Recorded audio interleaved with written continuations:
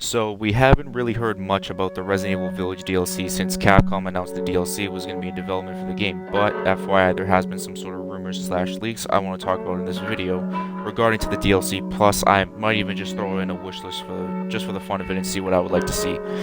But before we get into the video, I would really do appreciate the support from you guys as of recently. It ended up we're really close now to 400 subs. I think we're like maybe 6 or 5 subs away, so you guys hitting the subscribe button on this channel and also liking the video, it'd be very appreciated. I would love you guys eternally. I'm not going to make this call to action too long, so let's just get right into this thing. But nonetheless, I appreciate the support, guys, and remember, be sure to subscribe to the channel. So just a little while ago, we ended up getting this interesting rumor about the RE8 is that the DLC is specifically going to be focused on the scrapped content the game has. And the main thing that comes to my mind is the 801 concept art in Ethan's trauma pack when you buy the game. I wouldn't say the standard game edition of the game though, but it's like I believe it's the deluxe edition. I'm not too sure. Correct me if I'm wrong in the comments down below. So one thing that really does question is that could Capcom use or bring back 801 in the RE8 DLC in some sort of alternate reality slash story? It's really up in the air right now since we don't know much and the trailer hasn't even been revealed or announced yet. And we were expecting a DLC trailer reveal or at least an announcement on when it was going to release at the 2021 Game Awards, and it was a no-show. So that is kind of unfortunate though. But let me know in the comments down below if you guys think that 801 should return in the RE8 DLC or at least one of them. Now, one of my predictions that I have for the DLC, like I just said a couple seconds ago, is that there's going to be more than one DLC, because I think I've said this in multiple videos.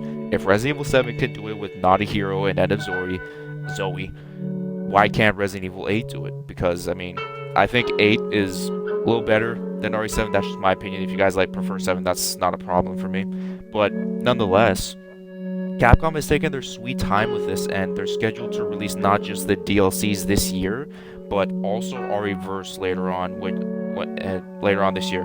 When I do expect a trailer for the DLC to drop, I'm gonna go with a safe guess and say March to May. But I mean, if I'm me, I would definitely say that I would want the trailer to drop like next week. But even though I'm starving for more RE content, even though we just had a load of content this year with RE Village, the movie, RE-verse beta. I'm pretty sure it was the beta, but yeah, you guys know what I'm talking about anyways. But I would be very happy if Capcom ended up dropping it again next week, and because it's been in development for quite some time. It's been around in development since like 7 or 8 months. Hell, it might even have been in development since the game even launched. So let me know in the comment section down below what you guys want to see in the DLC trailer, or when you guys want to see the trailer release, I should say.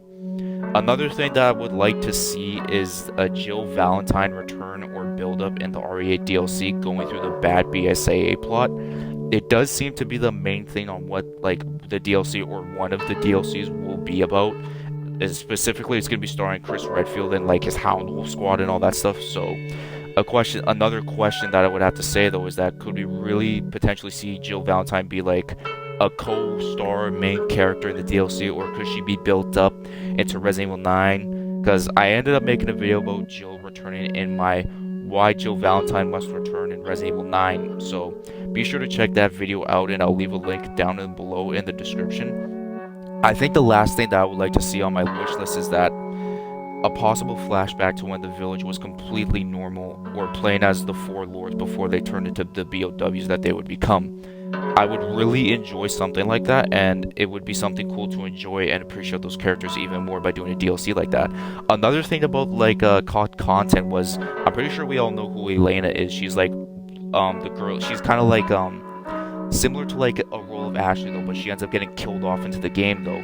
One thing about her was that she ended up carrying a light in the release trailer for Resident Evil Village, and that scene ended up getting cut from the game.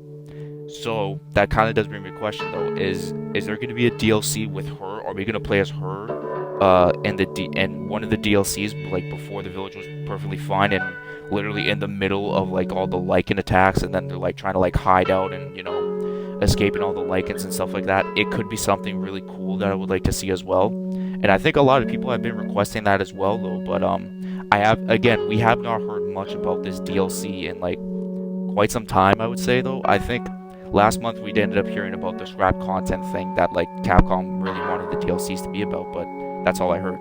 But anyways, that is going to be the end of today's video, guys. If you guys enjoyed the video, be sure to like, comment, and subscribe. And again, we're close to 400 subs. It'd be very, very appreciated if you guys ended up doing so. I hope you guys have yourselves a good day, good night, and a good sleep. Take care, and I will see you guys in the next video. Peace out, and much love.